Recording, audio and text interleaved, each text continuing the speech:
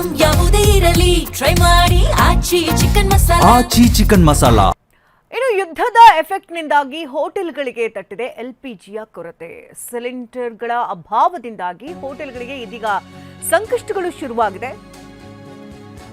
ಯುದ್ಧ ದಾಹದಿಂದಾಗಿ ಜಗತ್ತಿಗೆ ತೈಲ ಸಂಕಟ ಒಂದು ಕಡೆಯಾದರೆ ಕಮರ್ಷಿಯಲ್ ಸಿಲಿಂಡರ್ ಪೂರೈಕೆ ಕೂಡ ಈಗಾಗಲೇ ಸ್ಥಗಿತ ಆಗಿದೆ. ಹಾಗಾಗಿ ಇಂದು ಬಂದ್ ಆಗುವಂತಹ ಸಾಧ್ಯತೆಗಳಿದೆ ಹೋಟೆಲ್ಗಳು. ಬೆಂಗಳೂರಿನಲ್ಲಿ ಹೋಟೆಲ್ಗಳಲ್ಲಿ ಕಾಫಿ, ಟೀ, ಉಪಹಾರ, ಊಟ ಸಿಗೋದು ಡೌಟ್ ಅಂತ ಹೇಳಲಾಗ್ತದೆ. ಎಲ್ಪಿಜಿ ಸಿಲಿಂಡರ್ ಕೊರತೆಯಿಂದ ಹೋಟೆಲ್ ಬಂದ್ಗೆ ಸಜ್ಜಾಗಿದ್ದು ಹೋಟೆಲ್ ಬಂದ್ ಮಾಡೋದಾಗಿ ಮಾಲೀಕರು ಹೇಳ್ತಿದ್ದಾರೆ. ಹೋಟೆಲ್ಗಳಲ್ಲಿ ಗ್ಯಾಸ್ ಸ್ಟವ್ ಹಚ್ಚುವುದಕ್ಕೂ ಗಂಡಾಂತರ ಎದುರಾಗಿದೆ. ಯುದ್ಧದ ಎಫೆಕ್ಟ್ನಿಂದಾಗಿ ಎಲ್ಪಿಜಿ ಕೊರತೆ ಹೆಚ್ಚಾಗಿದೆ. ಹಾಗಾಗಿ ಹೋಟೆಲ್ಗಳು ಇವತ್ತು ಬಂದ್ ಆಗುವಂತ ಎಲ್ಲಾ ಸಾಧ್ಯತೆಗಳು ದಟ್ಟವಾಗಿದೆ.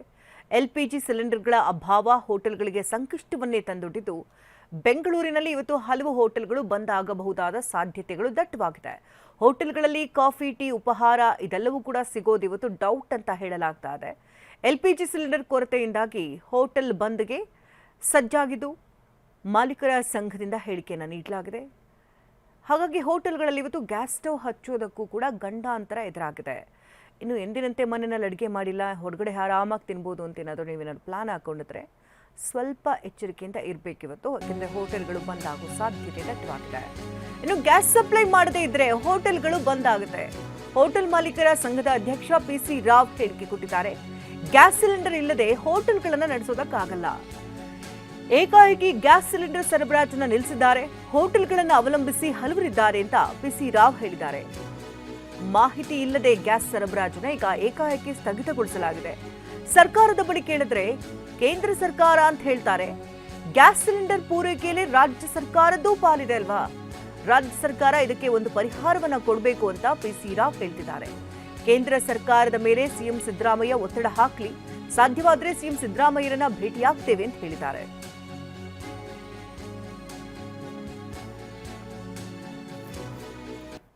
ಸದ್ಯ ನನ್ನ ಜೊತೆಗೆ ಮಾತನಾಡೋದಕ್ಕೆ ಹೋಟೆಲ್ ಅಸೋಸಿಯೇಷನ್ ಸಂಘದ ಅಧ್ಯಕ್ಷರಾದಂತಹ ಪಿಸಿ ರಾವ್ ಅವರಿದ್ದಾರೆ. ಅವ್ರನ್ನ ಮಾತನಾಡಿಸ್ತಾ ಹೋಗ್ತೀನಿ. ಸರ್, ಈಗಾಗಲೇ ಒಂದು ಡಿಸಿಷನ್ ಅಂತ ತಗೊಂಡಿದ್ದೀರಿ, ಸಿಲಿಂಡರ್ ನಿಮಗೆ ಸಿಗಲಿಲ್ಲ ಅಂತಂದ್ರೆ ಕಂಪ್ಲೀಟ್ ಆಗಿ ಹೋಟೆಲ್ಗಳನ್ನ ಬಂದ್ ಮಾಡ್ತೀರಿ ಅಂತ. ಸೊ ಅದ್ರ ಬಗ್ಗೆ ಹೇಳೋದಾದ್ರೆ, ನಾವಾಗೇ ಹೋಟೆಲ್ ಬಂದ್ ಮಾಡುವಂಥ ಪ್ರಕ್ರಿಯೆ ಅಲ್ಲ. ಈ ಪರಿಸ್ಥಿತಿ ಬಂದ್ ಮಾಡಿಸುತ್ತೆ ಅಂದರೆ ಹೋಟೆಲ್ ತೆಗಿಲಿಕ್ಕೆ ಆಗುವುದಿಲ್ಲ ಅನ್ನುವುದೇ ಮೂಲ ನಮ್ಮ ಪ್ರಕ್ರಿಯೆ. 60ರಿಂದ 70 ದಿನಕ್ಕೆ ಬೇಕಾಗುವಷ್ಟು ಸ್ಟಾಕ್ ಇದೆ ಅಂತ ಕೇಂದ್ರ ಮಂತ್ರಿಗಳೇ ಟ್ವೀಟ್ ಮಾಡಿದ್ರು. ಶನಿವಾರದವರೆಗೆ ನಿಮ್ಗೇನು ತೊಂದರೆ ಆಗೋದಿಲ್ಲ, ಶುಕ್ರವಾರನೂ ಶನಿವಾರನೂ ಮೀಟಿಂಗ್ ಮಾಡಿದಾಗ ಏನು ತೊಂದರೆ ಇಲ್ಲ ಅಂತ ಹೇಳ್ತಿದ್ದವರು ಇವತ್ತು ದಿಢೀರ್ನೆ ಕಮರ್ಷಿಯಲ್ ಗ್ಯಾಸನ್ನು ನಿಲ್ಲಿಸ್ತೇವೆ ಅಂತ ಹೇಳ್ತಾ ಇದ್ರು. ಗ್ಯಾಸ್ ಇಲ್ಲದಿದ್ದರೆ ಎಲ್ಲಿ ಯಾವ ತಿಂಡಿ ತಿನಿಸು ಮಾಡ್ಲಿಕ್ಕೆ ಆಗೋದಿಲ್ಲ. ಯಾವುದೇ ಹಳ್ಳಿಗಳಲ್ಲಿ ಸೌದೆ ಒಲೆ, ಬೇರೆ ಒಲೆಗಳು ಇಟ್ಕೊಂಡಿರ್ಬೋದು. ಆದರೆ ಬೆಂಗಳೂರು ನಗರದಲ್ಲಿ ಗ್ಯಾಸ್ ಇಲ್ಲದಿದ್ದರೆ ಹೋಟೆಲ್ಗಳು ನಡೆಸಲಿಕ್ಕೆ ಆಗೋದಿಲ್ಲ, ತಿಂಡಿ ತಿನಿಸು ತಯಾರು ಮಾಡಲಿಕ್ಕೂ ಆಗೋದಿಲ್ಲ. ತಕ್ಷಣ ಕಾರ್ಯೋನ್ಮುಖರಾಗಬೇಕು ಅಂತ ನಾನು ಮತ್ತೊಮ್ಮೆ ಕೇಳ್ಕೊಳ್ತಾ ಇದ್ದೆ. ನಿಮ್ಗೆ ಸಿಲಿಂಡರ್ ಪೂರೈಕೆ ಆಗ್ಲಿಲ್ಲ ಅಂತಂದ್ರೆ ಬೆಂಗಳೂರಿನಲ್ಲಿ ಇರ್ತಕ್ಕಂಥ ಹೋಟೆಲ್ಗಳು ಸ್ಥಗಿತ ಆಗುತ್ತಾ ಹೇಗೆ ಸರ್? ಸಿಲಿಂಡರ್ ಪೂರೈಕೆ ಆಗದಿದ್ರೆ ನಾವೇನು ಒತ್ತಡ ಹಾಕಬೇಕಾಗಿಲ್ಲ. ಹೋಟೆಲ್ ಮಾಲೀಕರೇ ರನ್ ಮಾಡ್ಲಿಕ್ಕೆ ಆಗಲ್ಲ. Without gas you cannot cook anything. ಅಂದರೆ ಗ್ಯಾಸ್ ಇಲ್ಲದಿದ್ರೆ ಯಾವುದೇ ಅಡುಗೆ ಮಾಡಲಿಕ್ಕೆ ಆಗೋದಿಲ್ಲ. ಬರೀ ಜ್ಯೂಸ್ ಕೊಡ್ಬೋದು, ಕಟ್ ಫ್ರೂಟ್ಸ್ ಕೊಡ್ಬೋದು, ಅಥವಾ ಎಲೆಕ್ಟ್ರಿಕಲ್ ಸ್ಟವ್ ಇಟ್ಬಿಟ್ಟು ಕಾಫಿ ಟೀ ಎಲ್ಲಾದರೂ ಕೆಲವರು ಕೊಡ್ಬೋದು. ಅಷ್ಟೇ ವಿನ ತಿಂಡಿ ತಿನಿಸುಗಳಿಗೆ ಅದು ಸಾಧ್ಯನೇ ಇಲ್ಲ. 10% ಹೋಟೆಲ್ಗಳಲ್ಲಿ ಗೇಲ್ ಗ್ಯಾಸ್ಗಳು ಇರುತ್ತದೆ, ಅಲ್ಲಿ ಪೈಪ್ಲೈನ್ ಗ್ಯಾಸ್ ಇದ್ದಲ್ಲಿ ತೊಂದರೆ ಆಗುವುದಿಲ್ಲ. ಸೊ ಕೇಳಿದ್ರಲ್ಲ, ಏನಂತಂದ್ರೆ ಈ ರೀತಿಯಾದಂತಹ ನಿರ್ಧಾರ ನಮಗೆ ಇಮಿಡಿಯೇಟ್ಲಿ ನಮಗೆ ಈಗ ಗೊತ್ತಾಗಿದೆ. ಆದರೆ ನಾವು ಸಚಿವರ ಜೊತೆ ಮಾತಾಡ್ತೀವಿ, ಕೇಂದ್ರ ಸಚಿವರ ಜೊತೆ ಎಲ್ಲರ ಜೊತೆನೂ ಮಾತಾಡ್ತೀವಿ. ಈ ರೀತಿಯಾದಂತಹ ಒಂದು ಗ್ಯಾಸ್ ಸ್ಥಗಿತ ಮಾಡಬಾರ್ದು ಅಂತ ಮನವಿಯನ್ನ ಮಾಡ್ಕೊತೀವಿ. ಆದರೆ ಜನರಿಗೆ ಯಾವುದೇ ರೀತಿಯಾದಂತಹ ಒಂದು ತೊಂದರೆಯನ್ನು ನಾವು ಮಾಡೋದಿಲ್ಲ. ಆದಷ್ಟು ನಮ್ಮ ಕೈಲಿ ಏನಾಗುತ್ತೆ ಆ ಸಹಾಯವನ್ನು ನಾವು ಮಾಡ್ತೀವಿ ಅನ್ನೋದು ಅಧ್ಯಕ್ಷರಾದಂತಹ ಪಿಸಿ ರಾವ್ ಅವರ ಮಾತಾಗಿತ್ತು. ಕ್ಯಾಮ್ರಾ ಪರ್ಸನ್ ರಘು ಜೊತೆ ನಟರಾಜ್, TV9 ಬೆಂಗಳೂರು.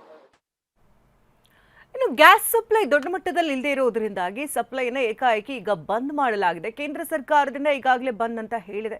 ಇನ್ನು ರಾಜ್ಯ ಸರ್ಕಾರ ಕೂಡ ನಿನ್ನೆ ಏಕಾಏಕಿ ಬಂದ್ ಮಾಡುವಂತ ಸುಳಿವು ಕೊಟ್ಟಂತ ಬೆನ್ನಲ್ಲೇ ಇದೀಗ ಹೋಟೆಲ್ಗಳು ಬಂದ್ ಆಗಬಹುದಾದಂತ ಎಲ್ಲಾ ಸಾಧ್ಯತೆಗಳು ದಟ್ಟವಾಗಿದೆ. ಹೋಟೆಲ್ ಮಾಲೀಕರ ಸಂಘದ ಅಧ್ಯಕ್ಷ ಪಿಸಿ ರಾವ್ ಈ ವಿಚಾರಕ್ಕೆ ಸಂಬಂಧಪಟ್ಟಂತೆ ಅವರು ಕೂಡ ಮಾಹಿತಿಯನ್ನು ಹಂಚಿಕೊಂಡಿದ್ದಾರೆ. ಕೇಂದ್ರ ಹೇಳಿದೆ ಈಗಾಗಲೇ 60ರಿಂದ 70 ದಿನಗಳ ಕಾಲ ಸ್ಟಾಕ್ ಇದೆ, ಯಾವುದೇ ರೀತಿ ಡೌಟ್ ಬೇಡ ಅಂತ ಹೇಳಿದೆ. ಆದರೆ ರಾಜ್ಯದಿಂದ ಈಗ ಏಕಾಏಕಿ ಬಂದ್ ಮಾಡಿರೋದು ಯಾಕೆ? ಕೇಂದ್ರದ ಮೇಲೆ ಒತ್ತಡ ಹಾಕಿ ಸಿಲಿಂಡರ್ಗಳನ್ನು ಪೂರೈಕೆ ಮಾಡಬೇಕು ಅಂತ ಹೇಳ್ತಿದ್ದಾರೆ.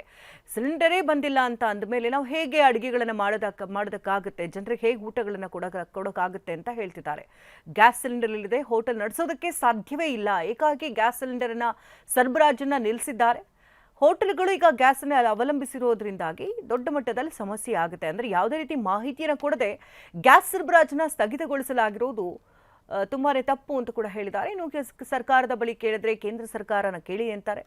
ಗ್ಯಾಸ್ ಸಿಲಿಂಡರ್ ಪೂರೈಕೆಯಲ್ಲಿ ರಾಜ್ಯ ಸರ್ಕಾರದ ಪಾಲಿದೆ ಅಲ್ವಾ? ರಾಜ್ಯ ಸರ್ಕಾರ ಇದಕ್ಕೊಂದು ಪರಿಹಾರವನ್ನು ಕಂಡುಕೊಳ್ಬೇಕು, ಆಲ್ಟರ್ನೇಟಿವ್ ಮೆಥಡನ್ನು ಕಂಡುಹಿಡಿಬೇಕು ಅಂತ ಹೇಳ್ತಿದ್ದಾರೆ PC ರಾವ್ ಅವರು. ಹಾಗಾಗಿ ಇವತ್ತು ಎಲ್ಲ ಹೋಟೆಲ್ಗಳು ಬಂದಾಗಬಹುದಾದಂಥ ಸಾಧ್ಯತೆಗಳೇ ದಟ್ಟವಾಗಿದೆ. ಅಂದರೆ ಬಹುತೇಕ ಹೋಟೆಲ್ಗಳು ಈ ಯುದ್ಧದ ಪರಿಣಾಮವಾಗಿ ಗ್ಯಾಸ್ ಸಿಲಿಂಡರ್ನಲ್ಲಿ ಏಕಾಏಕಿ ವ್ಯತ್ಯಾಸಗಳಾಗಿದೆ.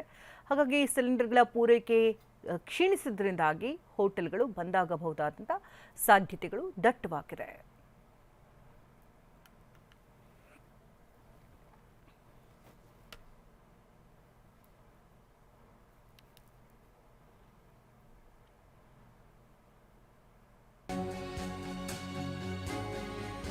ಇನ್ನು ಗೃಹ ಬಳಕೆ LPG ಸಿಲಿಂಡರ್ ಬುಕಿಂಗ್ಗೆ ಇದೀಗ ಹೊಸ ರೂಲ್ಸ್ ಅನ್ನ ತಂದಿದ್ದಾರೆ. LPG ಸಿಲಿಂಡರ್ ಬುಕಿಂಗ್ ದಿನಗಳ ಅವಧಿಯನ್ನ ವಿಸ್ತರಣೆ ಮಾಡಲಾಗಿತ್ತು. ಒಂದು LPG ಸಿಲಿಂಡರ್ ಬುಕಿಂಗ್ ಮಾಡಿದ 25 ದಿನಗಳ ನಂತರದಲ್ಲಿ 25 ಬಳಿಕವೇ ಮತ್ತೊಂದು ಸಿಲಿಂಡರ್ನ ಬುಕಿಂಗ್ ಮಾಡಬೇಕಾಗುತ್ತೆ. 21 ದಿನಗಳ ಬುಕಿಂಗ್ ಇದ್ದ ಅವಧಿ 25 ದಿನಕ್ಕೆ ಈಗ ವಿಸ್ತರಣೆಯಾಗಿದೆ. ಇನ್ನು ಗೃಹ ಬಳಕೆಯ LPG ಸಿಲಿಂಡರ್ ಬುಕಿಂಗ್ಗೆ ಈಗ ಹೊಸ ರೂಲ್ಸ್ ಅನ್ನ ತಂದಿದ್ದಾರೆ. ಈ ಹಿಂದೆ ಇದ್ದದ್ದು 21 ದಿನಗಳ ನಂತರ ಬುಕಿಂಗ್ ಮಾಡಬೇಕು ಅಂತಿತ್ತು. ಈಗ 25 ದಿನಗಳ ನಂತರದಲ್ಲಿ ಬುಕಿಂಗ್ ಮಾಡಬೇಕು ಅಂತ ಆದೇಶವನ್ನು ಹೊರಡಿಸಲಾಗಿದೆ. LPG ಸಿಲಿಂಡರ್ ಬುಕಿಂಗ್ ದಿನಗಳ ಅವಧಿಯನ್ನ ಈಗ ವಿಸ್ತರಣೆ ಮಾಡಿದ್ದು. ಒಂದು LPG ಸಿಲಿಂಡರ್ ಬುಕಿಂಗ್ ಮಾಡಿದಂಥ 25 ದಿನಗಳ ನಂತರ ಎರಡನೇ ಸಿಲಿಂಡರ್ಗೆ ಅಂದರೆ 25 ದಿನಗಳ ನಂತರದಲ್ಲಿ ಬುಕಿಂಗ್ ಅನ್ನ ಮಾಡೋದಕ್ಕೆ ಈಗ ಅವಕಾಶವನ್ನು ನೀಡಲಾಗ್ತಾ ಇದೆ. ಈ ಹಿಂದೆ 21 ದಿನಗಳ ಬುಕಿಂಗ್ ನಂತರ ಬುಕಿಂಗ್ ಮಾಡಬಹುದಾಗಿತ್ತು ಸಿಲಿಂಡರ್ಗಳನ್ನ. ಈಗ 25 ದಿನಕ್ಕೆ ಅಂದರೆ 4 ದಿನಗಳ ಹೆಚ್ಚು ದಿನಗಳ ಕಾಲ ಅವಧಿಯನ್ನು ವಿಸ್ತರಿಸಲಾಗಿದೆ.